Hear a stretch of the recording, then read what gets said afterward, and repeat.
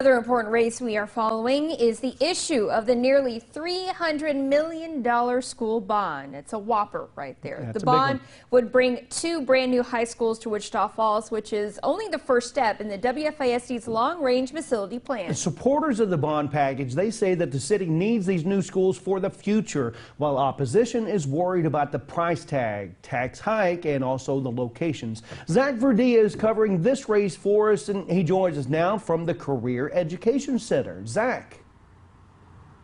Well, guys, there's been plenty of discussion around town on both sides of the bonds, but today, voters in Wichita Falls will head to the polls and make the decision. So I'm joined by WFISD Superintendent Michael Kurt, who got the memo on the election day tie, loving it. Right. So, Mr. Kurt, with the bond today, what is the biggest misconception you may have heard over the course of time about the bond?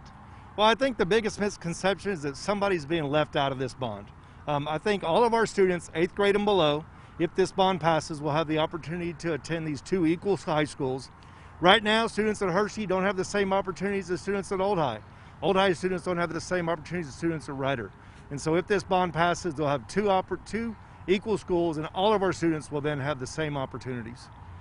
And if you're looking at it, if the bond doesn't pass today, looking at the state of the schools right now, what would be the next step for the WFISD? Well, that's really going to be a hard one. That's going to be a hard one to deal with because we're going to go back to our community and say, okay, where do we miss it? What didn't we get right?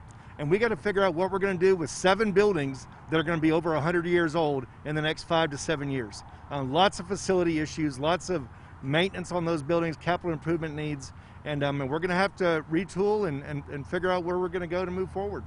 All right. I'd like to thank Mr. Superintendent Kurt for joining us right today. And coming up at 6 o'clock, you can hear from both sides, no and yes, on the side of the bond. And you can find all those stories over at Texomashomepage.com. Stick with us as results start pouring in.